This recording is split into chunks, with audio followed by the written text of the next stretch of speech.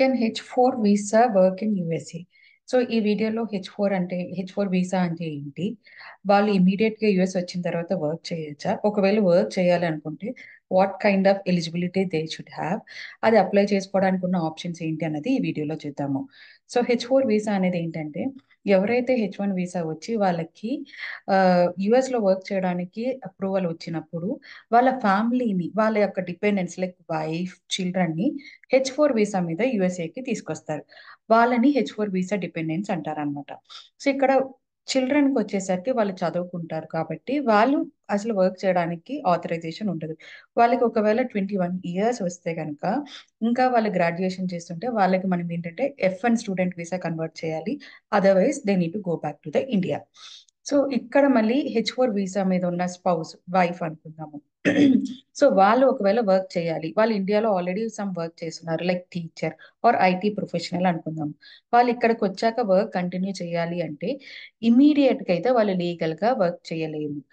వాళ్ళకి until unless work authorisation ఉంటే తప్ప వాళ్ళు లీగల్గా యూఎస్ఏలో వర్క్ చేయడానికి రైట్స్ ఉండవు. సో వర్క్ ఆథరైజేషన్ తెచ్చుకోవడానికి ఉన్న ఆప్షన్స్ ఏంటంటే, వాళ్ళు ఈఏడి అప్లై చేయాలి, H4 ఈఏడి అప్లై చేయాలి. అది డైరెక్ట్గా అప్లై చేయొచ్చా? నో, డైరెక్ట్గా అప్లై చేయలేము.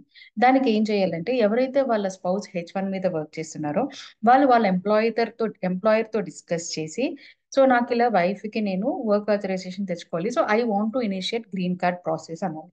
H1లో మాక్సిమమ్ మేనేజర్ కాకుండా వేరే పొజిషన్ ఉన్న వాళ్ళకి EB2 ఆర్ EB3 కేటగిరీలో అప్లై చేస్తారు. బట్ H1 వాళ్ళకి in case manager, senior manager పొజిషన్లో ఉన్న వాళ్ళకి మంచిగా మేనేజర్ ఎక్స్పీరియన్స్ ఉంది ఇండియాలో అంటే వాళ్ళకి EB1, that is extraordinary category అనమాట. సో ఆ కేటగిరీలో అప్లై చేస్తారు. దెన్ గ్రీన్ కార్డ్ డైరెక్ట్గా వచ్చేస్తుంది. ఈ పర్మ్, I-140 అయితే ఉన్నాయో అవి ఉండవు. కానీ అది చాలా రేర్గా ఉంటుంది. అందులోని ఎంప్లాయర్స్ అంత తొందరగా యాక్సెప్ట్ చేయరు EB1 చేయడానికి. అది H1 వాళ్ళకి. సో ఇప్పుడు ఏం చేస్తారంటే EB2 ఆర్ EB3 కేటగిరీలో జీసీ ప్రాసెస్ ఇనిషియేట్ చేయడానికి ఎంప్లాయర్స్ యాక్సెప్ట్ చేస్తారు. సో EB2 మాక్సిమం చేస్తారనమాట. EB3 అనేది లోవర్ కేటగిరీ, EB2 అనేది the next category, the top category is EB1. So let's EB2లో వాళ్ళు ఇనిషియేట్ చేస్తారు. ఈ గ్రీన్ కార్డ్ ప్రాసెస్ ఏంటంటే, నాన్ ఇమిగ్రెంట్ అంటే H1 వచ్చే వాళ్ళు ఇక్కడికి నాన్ ఇమిగ్రెంట్ గా టెంపరీ వర్కర్ గా వస్తారు. వాళ్ళకి ఎంతైతే సర్టెన్ పీరియడ్ ఉందో ఆ పీరియడ్ వరకు వర్క్ చేయడానికి. సో ఈ నాన్ ఇమిగ్రెంట్ నుంచి ఇమిగ్రెంట్ అవ్వడానికి ఈ గ్రీన్ కార్డ్ ప్రాసెస్ అన్నమాట. దాంట్లో 3 steps ఉంటాయి. పర్మ్, I-140 అండ్ I-485. సో పర్మ్ అనేది ఫస్ట్ స్టేజ్. దానికి ఏంటంటే వాళ్ళ ఎంప్లాయర్ ఒక పేపర్ యాడ్ ఇచ్చి, నాకు ఈ పొజిషన్ ఉంది, దానికి దీస్ స్కిల్స్ రిక్వైర్డ్ అని చెప్పేసి పెట్టినప్పుడు ఆ జాబ్కి మనం అప్లై, ఇదంతా యాక్చువల్గా ప్రాసెస్. ఆ జాబ్కి మనం అప్లై చేసుకుంటే ఆ ఎంప్లాయర్ ఏం చేస్తారంటే ఆ డాక్యుమెంట్స్ అన్ని తీసుకుని పర్మ్ చేస్తారు. This is like labour certification. So దీన్ని డిపార్ట్మెంట్ ఆఫ్ లేబర్కి సబ్మిట్ చేస్తారనమాట, డిఓఎల్. సో ఈ ప్రాసెస్ ఎట్లా ఉంటుందంటే 1 year నుంచి 1 year 4 months ఉంటుంది. ఎందుకంటే పేపర్ యాడ్, దానికి సబ్మిట్ చేసుకోవడం, డాక్యుమెంట్స్ కలెక్ట్ చేసుకొని రివ్యూ చేసుకోవడం 3-4 months పడుతుంది. అండ్ టు గెట్ దట్ యుఎస్సిఐసి నుంచి అప్రూవల్ రావడానికి, ఆ డిపార్ట్మెంట్ ఆఫ్ లేబర్ నుంచి అప్రూవల్ రావడానికి 8-12 months పడుతుంది. సో టోటల్గా 1 year 4 months అయితే మినిమం పడుతుంది అది. ఓకే. సో దాని తర్వాత ఈ ఈ పర్మ్ అనేది ప్రీమియం ప్రాసెసింగ్ లేదు. So you have to wait this 1 to 1.5 year. Okay. దాని నెక్స్ట్ స్టేజ్ ఏంటంటే I-140. సో ఈ పిటిషన్ని ఫైల్ చేసుకొని అప్రూవల్ తెచ్చుకోవాలన్నమాట. Then you will be like immigrant అన్నట్టుగా కంటిన్యూస్గా వర్క్ చేయొచ్చు. లైక్ H1 క్యాప్ ఎట్లా ఉంటుందంటే 6 years, ఇంకొక 1 year ఎక్స్టెండ్ చేసుకోవచ్చు. ఆ తర్వాత you have to go back to India. But once you get this I-140 approval, మీరు ఇండియాకి వెళ్ళిపోవక్కర్లేదు.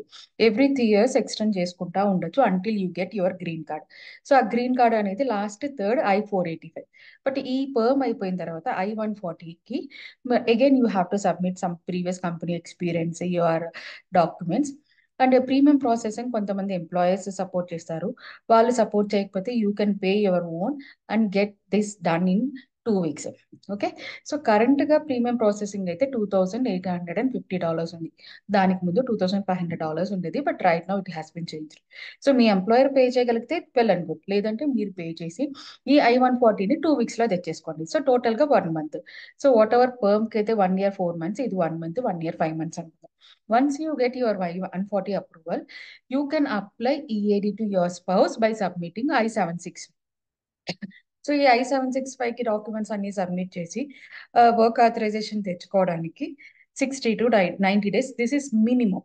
ఓకే, ఇంతకు ముందులాగే పర్మ్కి ఎలా అయితే పట్టిందో అలా 8 months కూడా పట్టొచ్చు, బట్ మినిమం 3 monthsలో అయితే ఆథరైజేషన్ వస్తుంది. Once you get that authorization document, your spouse can work immediately for any job. If she is IT professional, she can go for IT, or if she is a teacher, she can go for teaching profession or medical. అలా దేనికైనా వెళ్ళొచ్చు. దీనికి specific గా ఐటీకే వెళ్ళాలి ఈ H4EAD అనేది rule లేదు. So this is first option. Second option ఏంటంటే సెకండ్ H1B. సో ఈ H1B for some specific skills, right, like IT, and they should have a minimum graduation. IT engineer అవ్వాలి, లేకపోతే కంప్యూటర్ ఇంజనీర్ అవ్వాలి, are university professional are health care professional. They can apply this H1B. So same మనం ఇండియాలో ఉండి H1 మన employer through ఎలా apply చేసుకుంటామో, ఇక్కడ US లో ఉండి కూడా we can try to contact some employer or consultancy. We have desi consultancies ఉంటాయి, వాళ్ళని రీచ్ అవుట్ అయ్యి, so this is what I'm trying to apply for H1 అని చెప్పి డిస్కస్ చేసి, దానికి మనకి H1 క్యాప్ అప్లై చేసేది ఎప్పుడు ఉంటుందంటే ఫిబ్రవరి మార్చ్ ఫస్ట్ లోపల మన ప్రొఫైల్ అండ్ పాస్పోర్ట్స్ వాళ్ళకి ఎవరి త్రూ ఎంప్లాయర్ అయితే చేద్దాం అనుకుంటున్నామో వాళ్ళకి ఇస్తే వాళ్ళు మనకి సబ్మిట్ చేస్తారు USCIS కి. సో ఆ లాటరీ ఎప్పుడు వస్తుంది మనకి? ఏప్రిల్లో రిజల్ట్స్ వస్తాయి. So once you submit those documents, లక్కీగా కనుక మన ప్రొఫైల్ షార్ట్ లిస్ట్ అయితే లాటరీలో, then you can file the petition. Petition file చేసేది జూన్ జూలైలో ఉంటుంది. జూన్ జూలైలో పిటిషన్ ఫైల్ చేసిన తర్వాత approval you can get either in August or September. Once you get that approval, you will get I-797 document for work authorization. Okay, with this work authorization document, you can start work immediately in USA without getting stamping from the India. Okay, because you have I-797 work authorization approval notice. దీంతో మీరు work చేయడం start చేసేయచ్చు. So దీనికి ఏంటంటే మీరు you have to find out the job. 2 monthsలో job తెచ్చుకుని then you can start work immediately. In case 2 monthsలో జాబ్ రాకపోతే that is a separate story, we can discuss in another video, but this is the process. So కానీ మీకు ఏంటంటే I-797 ఉండడం వల్ల you can start. But if you are travelling out of USA, like మీరు India వెళ్ళి మళ్ళీ వద్దాము, like vacation 1 month అలా తీసుకుంటే, when you are travelling to India and coming back, you need to go for in-person stamping because you changed your status H4 to H1. This is called change of status.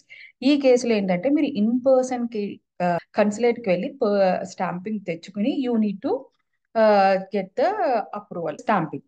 Okay, stamping technically, then you can travel back to the USA. So this is the process you can do here to get work authorization for H4 and do work. But don't do any illegal kind of, because if you have, even though ఇండియాలో నాకు experience ఉంది, ఆ company వాళ్ళు నన్ను రిమోట్గా work చేయమంటున్నారు, or else they can support from here but pay వచ్చి అక్కడ చేస్తుంది, ఇలాంటి ఇల్లీగల్ థింగ్స్ ఏమీ చేయొద్దు.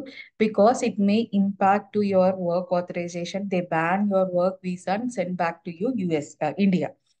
So to avoid these kind of critical things, better to get the work authorization and start work on this. Thank you. Please do subscribe, like, share, and support me to do more videos.